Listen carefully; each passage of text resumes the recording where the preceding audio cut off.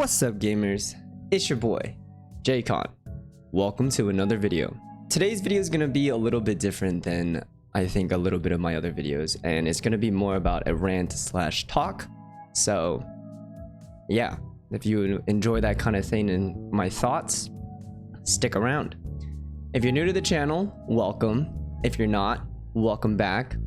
Please like, comment, subscribe, and all that jazz, as it does really help me out a lot. And please let me know what you think about this kind of style of video. I know it's a little bit different than what I've done before, but I've had a little bit on my mind considering the recent events that have been going on in the Valorant scene. So here's me pitching them. Anyways, without further delay, let's get into it. So the thing that I want to talk about today is how discourse within not just the Valorant scene or the esports scene in general, but discourse on players and how we are critical of them, but how a lot of the time that criticism becomes unwarranted hate and unnecessary dogpiling. I feel like we live in an era where bandwagoning on a dog pile is so easy. A lot of people are looking for that 55-60%. What are people leaning more towards? And then we're just all gonna go for that and dog pile onto that, and then becomes 90%, and then that 40% of the minority now become 10%, right? So I think that is really bad. It's abhorrent, honestly, and I don't think it's really acceptable, and I think we need to do better. I think there are a lot of cases of criticism and hate that players will experience consistently, and it's just unwarranted a lot, in my opinion. I think there are definitely ways that you can criticize a player. There are definitely ways that you can give feedback, and there's definite ways to express your dissatisfaction with their performance without having to tear them down as people. And I think that's one of the core key points that I want to highlight here, is the lack of empathy and acknowledgement that these players are people. To pull an outside example, I'm going to use Ben Simmons from the NBA. Ben Simmons was an all-NBA, all-defensive runner, in contention for defensive player of the year type player, explosive, extremely athletic, perfect build for the NBA. Unfortunately, he didn't really develop his game much, and it became kind of a meme of him bouncing back and forth and him working out in the summer. That's like his meme. But when he had kind of a mental incident and was unable to perform his job at the highest level, and he quote unquote failed at the highest level, he was rightly criticized. But when he brought up his mental health as a reason as to why he was struggling, a lot of people clowned on him. There are a lot of similarities between esports and regular sports, and I think one of the main things that I see that ties across between the two is how the audience interacts with the product. And I think the really big moniker of this is that we live in an era of social media, and access to these players has never been easier. We live in a day and age where content creators and streamers have parasocial relationships. We hear it all the time. Ludwig has talked about how he doesn't want to have parasocial relationships with his viewers. Other streamers have talked about it as well. But one of the aspects I think that doesn't get talked about necessarily a lot is that it can go the other way as well. And in a sense, there is some form of back and forth connection. It's a lot easier, especially in the esports space, I think, because Reddit is so prevalent for our enjoyment and discussion, and so are all of these other forums, VLR, HLTV, etc., etc.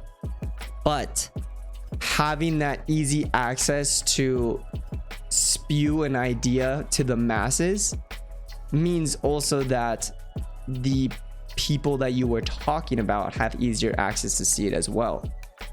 And you could ask any performance coach, they'll tell you, do not check social media, do not go through social media, don't read any of that stuff.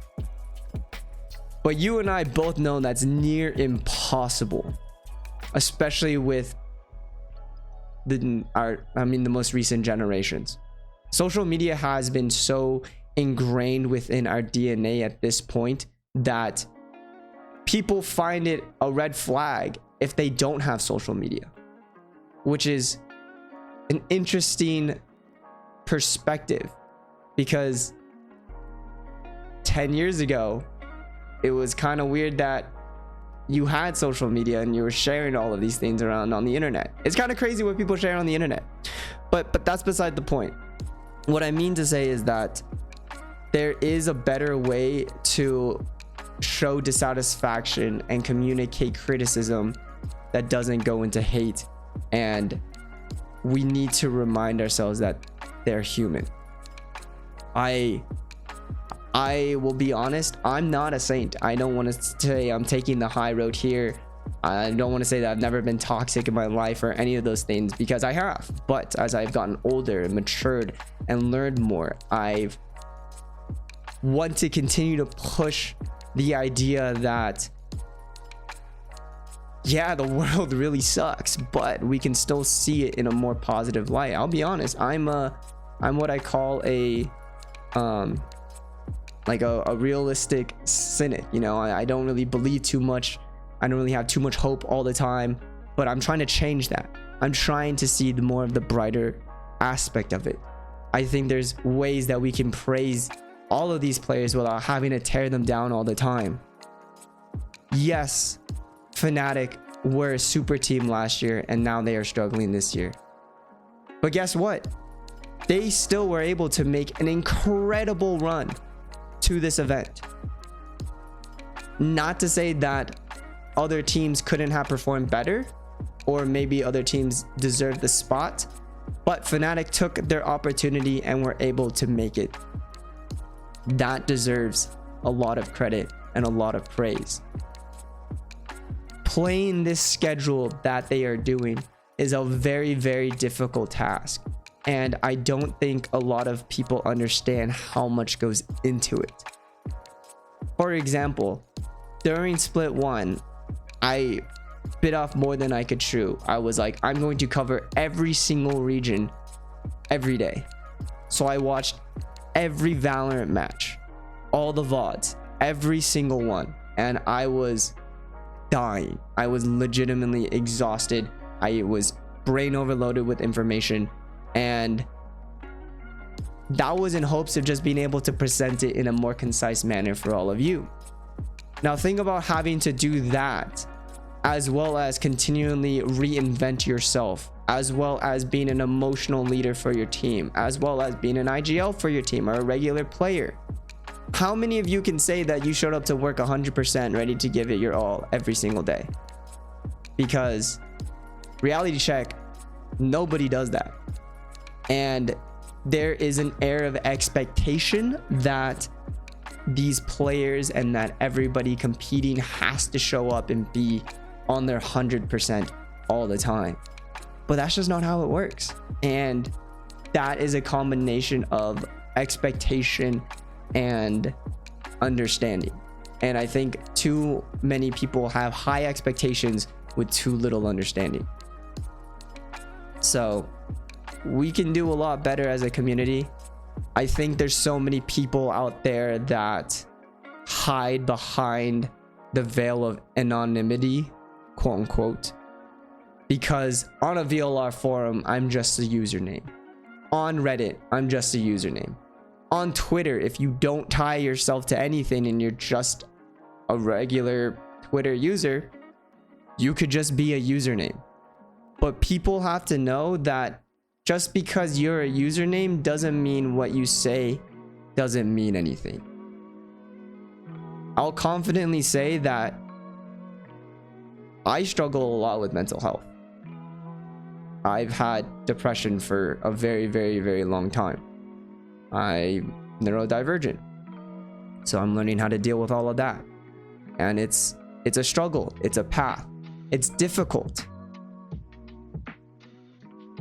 But there are things that make it a lot better. And I'll tell you, you viewers, you commenters, you people who leave me messages or comments or just feedback or anything, to me that means a lot, because that means I'm providing a space and an opportunity for somebody to connect with me. Yes, you could say that's parasocial, but I want to be able to provide something for all of you, but I don't want it to feel as if you all don't provide anything for me. And the inverse can be said for a lot of people. The good really feels good and it helps, but the bad gets magnified and amplified. Think about your day. There are 24 hours in a day. Sometimes you might get upset over a few seconds, maybe a few minutes, maybe an hour. But if you look at the percentage of your day, do you think 1 hour out of 24 should determine how the other 23 hours make you feel? You usually would say, no, I don't think it should. Obviously, why wouldn't I cut it off? Because it's only 1 hour. But say you had a bad morning. You think about that while you're at work. Then all of a sudden, because you're annoyed, your workday gets a little bit harder, because you keep thinking about how you had a bad start to your day. And then when you come home, maybe to your partner, and they ask you how your day was, you just say it was a shit day, because all you could think about was how that beginning start cascaded down and down and down. That is very, very normal to think about.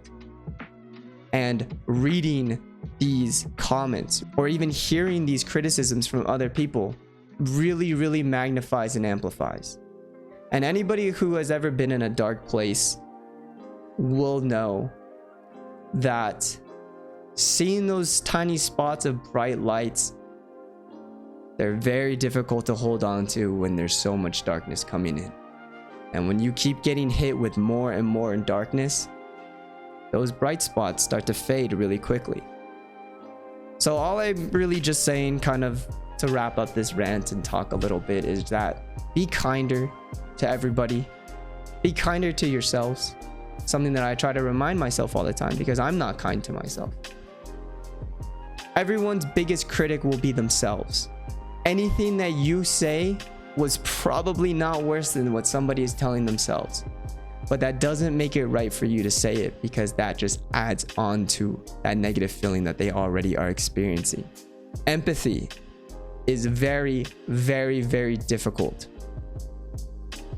But a little sympathy, it's a little bit easier to have. And I'd rather have a little bit of sympathy for somebody than no empathy for them at all. So, baby steps, ladies and gentlemen. People want to see the top always toppled, but I don't think we do enough to really raise them up in general. And it feels very hypocritical. Yes, expectations of players. For example, Ye, 2022 best player in the world, had a very terrible 2023, continued to get hate, continued to get beat down. Now he's taking a break. And honestly, I'm really happy that he's taking a break, because the amount of vitriol is ridiculous. It's absolutely ridiculous. And I think we can do a lot better. So, yeah, those are my thoughts. Let me know what you guys think about them. Let me know how we can do a little bit better.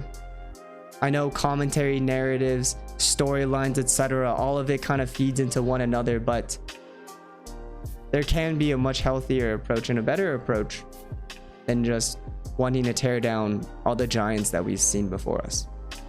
Thanks for watching. I hope you enjoyed. And until next time, stay hydrated. Peace.